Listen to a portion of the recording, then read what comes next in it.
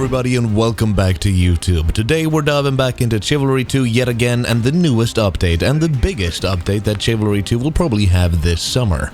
Now, I was thinking that we could probably summarize some of the biggest things that you will feel as a player of Chivalry 2, if you're going to be a Steam player or if you're going to be a console player, and what we can kind of expect of the biggest changes that will happen in the game, and what kind of fixes, tweaks, and more gameplay we can get out of the game.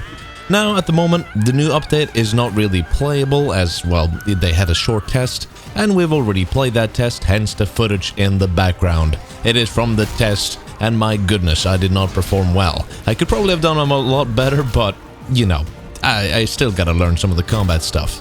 Please, if you're professional, teach me. I need to become the professional murderer of Denosha. Or swordsman, I guess. Okay, so let's dive straight into the cool new items. The first few things that you'll probably notice is the new team objective maps and team deathmatch maps. And in addition to those new team objective maps and team deathmatch maps, we're getting horses. But before we get into the horse gameplay, the team objective maps are really cool. Now, both the maps are pretty different. The Breach of Bowdwin is probably the most attacker-friendly map after the first objective, as it's in Oceans. When you get past the first wall and destroying the siege weapons, that's when it starts to snowball in your favor, which kind of makes sense because you're sieging a place. While in the Raising of Ascandir, it kind of turns the opposite way around. The defenders have a little bit more of a better chance, as you can turn and twist out the enemies' petards, and you can also put out the fire on the bookshelves later on in the game. Sadly, you can't rebuild the artifacts that they have, but why does that even matter?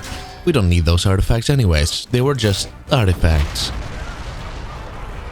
So these new maps add some variety to the gameplay, it's what we already have. Also, a big thing that is returning, you might have noticed, the slaughter of Coxwell has not been present in the game for a while now. On the good news, it is coming back, and that's going to be great. They're balancing some of the map's HP on the objective points and such, so I'm looking forward to see how this will turn out. I'm looking forward to playing not Siege, why do I keep saying Siege? The Slaughter of Coxwell. It's been a while, I kinda missed that map. It was a really fun map, with a lot of cool stages to it. Now, the new team deathmatch maps.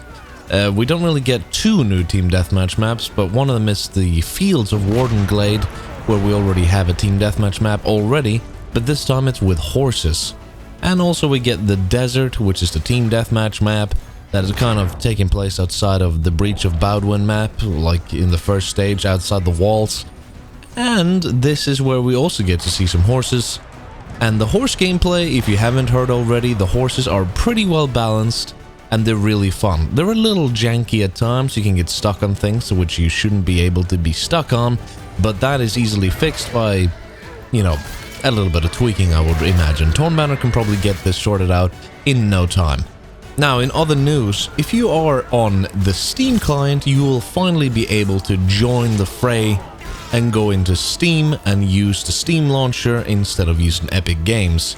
Now, this is something that I would personally want to use myself, the Steam or platform over Epic Games, and the reason for this is just because it's less launchers open on my PC at once, which would make my life easier. Now, in other news as well, we are getting some balance changes to some weapons, and, well, some of them don't really do the biggest amount of difference, but they are doing a good thing to the game. It's helping the game along in a good way. Now, if you have any comments on what you think about the new patch, if you've played it, please tell me in the comments below. I'm curious to hear your thoughts on the patch. And if you haven't played it, what do you think of what you've seen, heard? Is there something that you feel like there's not enough information on? Please tell me down below, and I'll try to answer as best as I can, or engage with your conversation, because I'm curious to see what you guys think about this patch as well. Now, in other unrelated Chivalry 2 news, thank you so much. We reached 3,000 subscribers recently, and we're going to showcase that victory by a live stream. I'm not sure if I want to do it on YouTube or on Twitch. You tell me as well in the comments, what do you think is better, Twitch or YouTube? Where would you want to watch a stream? Is YouTube easier for you? Is Twitch easier? Just tell me. I would like to know. Now, in other stuff, hopefully you're having a great day. Until next time, this was a short video just to kind of summarize a little bit of what's new and big in the patch. If you did enjoy the video, be sure to like and subscribe with those notifications turned on so you will never miss a video when it is posted from me, the Turtle.